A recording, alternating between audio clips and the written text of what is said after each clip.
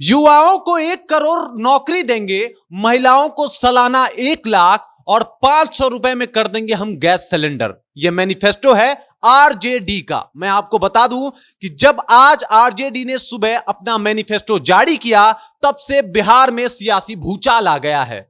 नमस्कार, मैं हूं रजत और आप देख रहे हैं जनता जंक्शन। मैं आपको बता दूं कि आज सुबह राजद कार्यालय में तेजस्वी यादव ने अपना मैनिफेस्टो जारी किया और उन्होंने अपना मैनिफेस्टो का नाम रखा परिवर्तन पत्र, जिसमें उन्होंने बिहार में परिवर्तन की बात की और कई सारे वादे किए। लगभग 24 वादे किए और 24 बड़े बड़े वादे किए।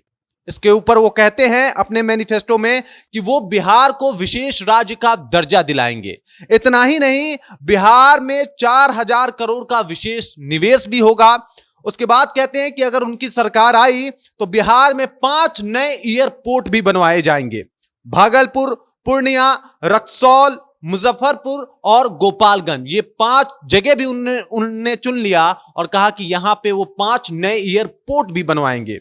इसके बाद वो कहते हैं कि वो बिहार में फिल्म टीवी ट्रेनिंग इंस्टीट्यूट और फिल्म सिटी का भी निर्माण कराएंगे। यानी 5 ये बहुत महत्वपूर्ण वादे इन्होंने कर लिए। इसके बाद वो कह रहे हैं कि देश में 1 करोड़ युवाओं को नौकरी देंगे। इसके अलावा गरीब महिलाओं को 1 लाख रुपए की मदद, 200 यूनिट बिजली जो है वो बिल्कुल मुफ्त हो जाएगी। एक बार फिर से मुफ्त के तर्ज पे चुनाव लड़ने की कोशिश कर रहे हैं। इसके बाद वो कह रहे हैं कि 500 रुपए में वो रसोई गैस सिलेंडर जो है वो उपलब्ध कराएंगे। आगे कहते हैं कि 10 फसलों पर एमएसपी का वादा कर रहे हैं।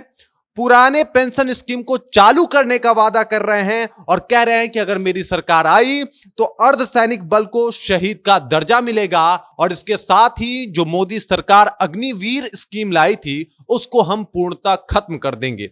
और कई बड़े वादे हैं इनके मैनिफेस्टो में और इसीलिए इन्होंने अपने मैनिफेस्टो का नाम परिवर्तन पत्र रख लिया है। लेकिन मैं आपको बता दूं कि इनके मैनिफेस्टो जारी होने के बाद ही बिहार में एक बार फिर से सियासी भूचाल आ गया है और अब बीजेपी और जेडीयू इनको आड़े हाथ लेने लगे हैं। मैं आपको बता दूं कि बीजेपी के तरफ से सम्राट चौधरी, जो कि बीजेपी के अध्यक्ष हैं बिहार बीजेपी के, और इसके साथ साथ बिहार के उप मुख्यमंत्री, उन्होंने कहा कि आप जो 1 करोड़ युवाओं को नौकरी देंगे उसके बदले उनसे कितना जमीन लिखवाइएगा। उन्होंने एक बार फिर से लालू और तेजस्वी के ऊपर निशाना साधते हुए कहा कि यह भ्रष्टाचार की पार्टी है और इन्होंने इस बार 1 करोड़ नौकरी देने के झांसे में अपने भ्रष्टाचार को करने का रोड मैप तैयार कर लिया है। इसके अलावा नीरज कुमार कहते हैं, जो कि जेडीयू के प्रवक्ता हैं, वो कह रहे हैं कि 23 सीटों के ऊपर चुनाव लड़के ये कौन सा झंडा गाड़ लेंगे और कौन सी परिवर्तन की बात कर रहे हैं। शायद तेजस्वी यादव भूल गए हैं कि वो मात्र 23 सीटों पे चुनाव लड़ रहे हैं और इतने बड़े बड़े वादे कर रहे हैं। उन्होंने कहा कि ये सब एक झांसा है, बिहार की जनता को अपनी तरफ अट्रैक्ट करने की, अपनी तरफ खींचने की एक कोशिश है, एक जालसाजी है जिसे बिहार की जनता पूरी तरह से नकार देगी।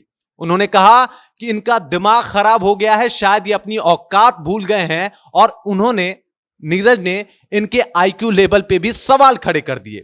उन्होंने कहा कि शायद भूल चुके हैं तेजस्वी यादव कि आरजेडी सिर्फ बिहार में ही चुनाव लड़ रही है और ये बातें देश में परिवर्तन की कर रहे हैं, जो कि काफी मिथक है।